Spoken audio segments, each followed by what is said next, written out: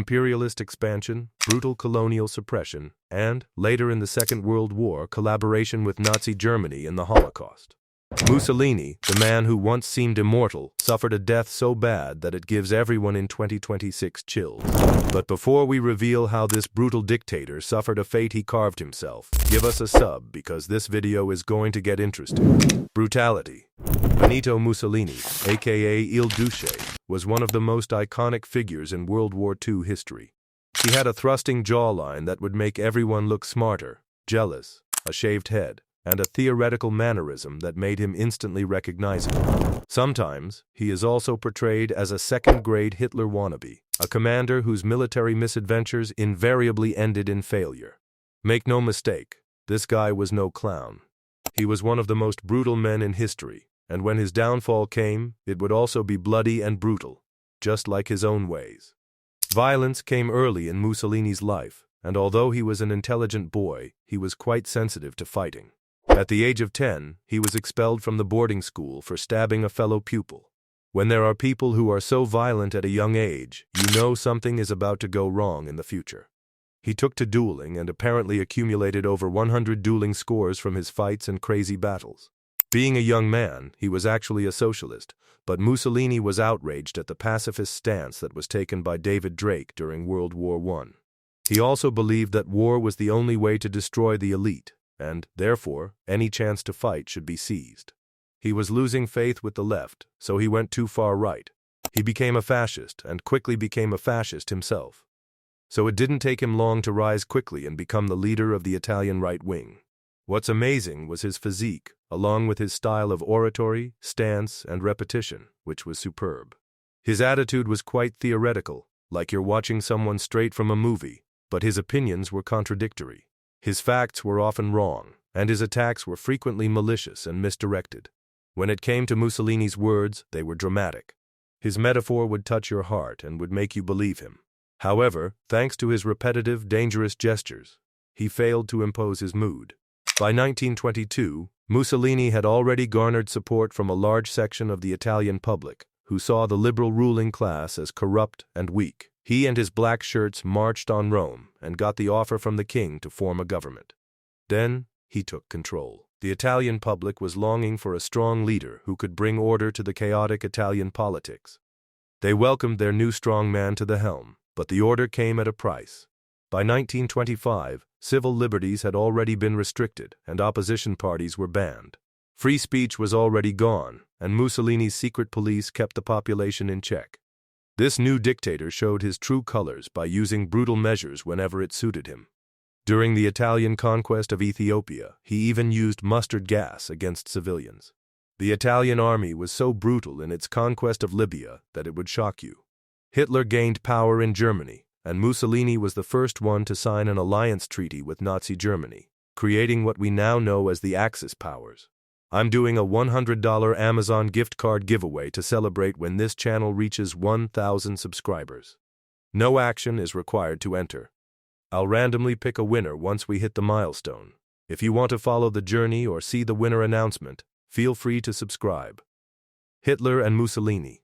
There is Karl Mussolini's first major fall from the dress, which happened around 1934. Having committed Italy to fight alongside Hitler, he only endured a series of humiliating military defeats at the hands of Allied forces. His popularity was already on the decline, so losing faith in his military ability and seeing nothing more than defeats ahead, the long-suffering Italian people and monarchy decided that it was time to reclaim control of their own country, and they saw Mussolini as unfit to rule Italy. Then, in July 1943, the Italian king and the Grand Council officially removed him from office. But then something crazy happened. Refusing to believe that anyone would actually remove him from power and move against him, Mussolini carried on as usual, but his next meeting was with the king, where he was arrested. To keep him out of German hands, he was taken to a remote hotel in the Abruzzo Mountains, where he was kept under guard while a new Italian government was being formed. When Hitler heard about Mussolini's political downfall and imprisonment, his first reaction was to do nothing. What's crazy is that Germany never really needed Mussolini or the Italian army, and indeed, earlier in the war, Italian forces had to be repeatedly rescued by the German forces. However, The idea of a neutral Italian government allowing the Allies to march right up through Italy to the Austrian border was completely unthinkable. From there, Mussolini was rescued from his strange prison. German glider troops crash-landed onto the mountain slopes above Hotel Campo Imperator, and there they did a massive raid, freeing Mussolini and taking him back to Munich. With Nazi Germany's support, Mussolini was reinstalled in the office, but now he was somewhat limited to northern Italy.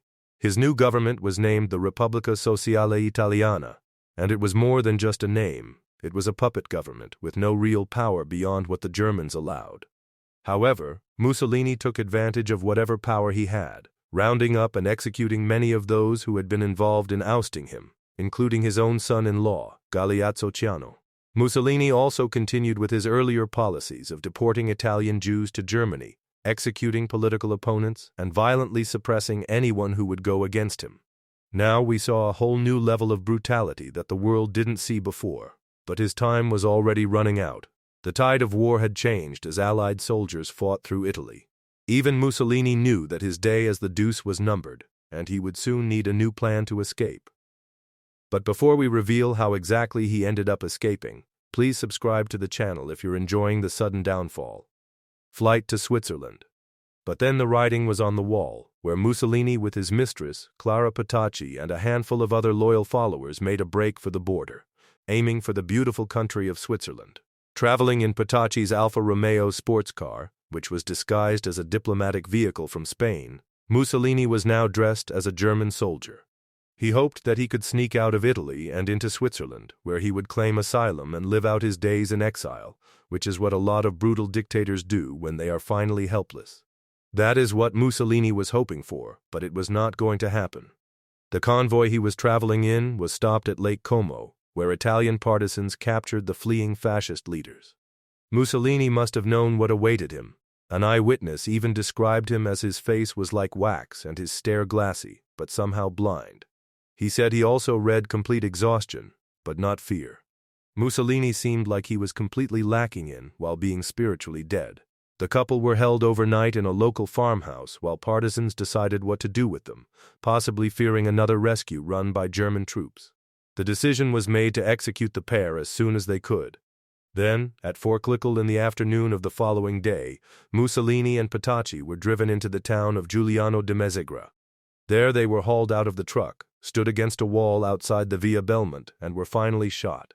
But what happened next must be one of the most grotesque instances of what happened to the bodily remains of a leader who was invincible at one time. The corpses of Mussolini and Clara, along with 16 other executed fascists, were loaded onto a truck and delivered to the Piazzale Loreto Square in Milan. Once there, their bodies were dumped in a heap in the forecourt of a petrol station, where everyone could see that the Duce was dead. As the news spread, thousands of people gathered, and furious crowds began to beat the bodies, subjecting Mussolini's corpse to every degradation imaginable. They understood what the leader had caused them and how much pain Italians had to go through due to him, so they were just taking their revenge. Wikipedia even writes that Mussolini's face was disfigured by beatings. To be honest, from the photographs uploaded, the crowd was finished with him. It was actually pretty unrecognizable. The face, which was once on posters and paintings that were hung in every single public building and square, now resembles something more like a Halloween mask or a squished melon. It was horrible. One woman even pulled out a revolver and shot his body 5 times, screaming, 5 bullets for 5 lost sons. The crowd wanted to see for themselves the fallen leader, and they screamed, "Higher, higher. We can't see them. String them up to the hooks, like pigs." The bodies were strung up by their feet from the ironwork of the Esso petrol station canopy, while gathering more and more crowds that looked at them with absolute disgust. It was a terrible image that went on the front pages of many newspapers in the following days. How the mighty has fallen. Aftermath of brutality. But the aftermath was even scarier. At about 2 in the afternoon, American military authorities took the bodies down, and they were delivered to the city morgue for an autopsy. An American military photographer took this opportunity to arrange both of them in a macabre pose, linking arms like sweethearts on the first day. And so ended the reign of Italy's most brutal man. But the story doesn't quite end there either. Shortly after the burial of the disfigured body, it was dug up again and hidden in a monastery outside Milan. Even though the authorities tracked the body down, they decided to hide it to prevent his grave from becoming a site of focus for the neo-fascist group. For around 11 years, the whereabouts of Mussolini and the girl were a state secret. However, in 195, Italian Prime Minister Adoni Zoli had Mussolini's remains brought out of hiding and officially interred in the Mussolini family crypt at Predoppio. To this date, his shrine continues to attract a large number of curious visitors and also neo-fascist pilgrims. But why exactly is Mussolini still so popular even today, although the petrol station where he was strung up has vanished a long time ago? Online researchers have been able to determine the exact spot. They took advantage of the numerous photographs from the day, and they've detected and deduced that a McDonald's restaurant now occupies the space where his body once hung. If you're ever in Milan, having a Big Mac on Piazzale Loreto, just know that you might be sitting on the spot where one of history's most recognizable and brutal dictators was strung upside down. This end serves us as a reminder of what can happen when a dictator's grip finally loses its power. For over 2 decades, he ruthlessly ruled Italy with an iron fist, crushing anyone who opposed him and even allied with Hitler while dragging his own country into a war that was never meant to be. But in the end, all the propaganda and theoretical speeches ended, and even the military parades could not save him from the rage that people had been enduring for such a long time. Do you think Mussolini was overhyped and not really a capable leader, even if it was for his own selfish reasons? Let us know in the comments below. If you want to see more videos like this, please subscribe to the channel and ring the bell icon for more.